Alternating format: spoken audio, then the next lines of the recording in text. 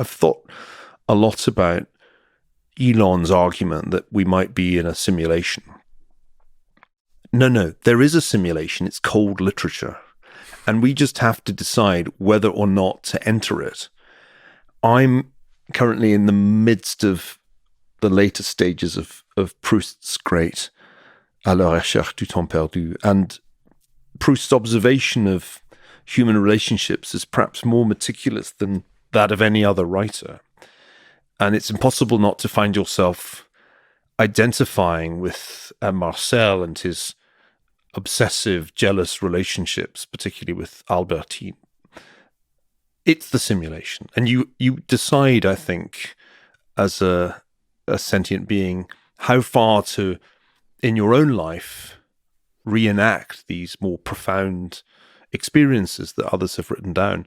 One of my earliest literary simulations was to reenact Jack Kerouac's trip in On the Road when I was 17, culminating in getting very wasted in the hanging gardens of Xochimilco, not to be missed. And it hit me just as I was reading Proust that that's really how to live a rich life. That one lives life, but one lives it juxtaposing one's own experience against the more refined experiences of the great writers. So it gives me hope that my children do that a bit. Do you include the Russian authors very much in the canon? Yes, I don't read Russian, but I was entirely obsessed with Russian literature as a schoolboy. I read my way through Dostoevsky, Tolstoy, Turgenev, Chekhov. I think of all of those writers, Tolstoy had the biggest impact because at the end of War and Peace, there's this great essay on historical determinism, which I think was the reason I became a historian. But I'm really temperamentally a kind of Turgenev person, oddly enough. I think if you haven't read those novelists, I mean, you can't really be a complete human being if you haven't read the Brothers Karamazov. You're not grown up.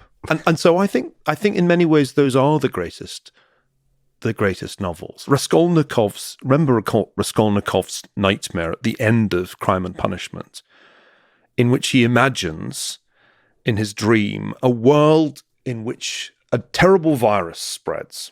Do you remember this? Mm-hmm. And this virus has the effect of making every individual think that what he believes is right. And in this self-righteousness, people fall on one another and commit appalling violence.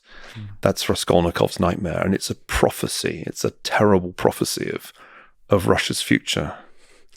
Yeah, it's... And coupled with that is probably I also like the French, the existentialist, all that. The full spectrum, and Germans, Hermann Hesse, and just that range of human thought as expressed in literature is fascinating. I really love your idea that the simulation,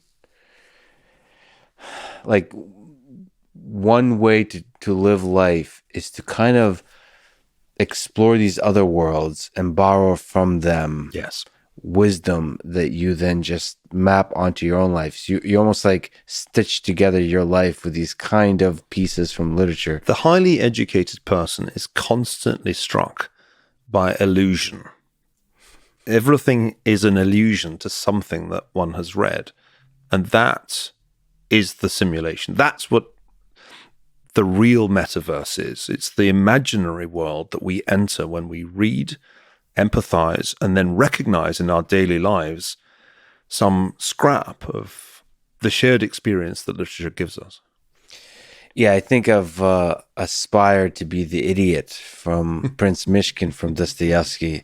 And in aspiring to be that, I have become the idiot, I feel, at least in part.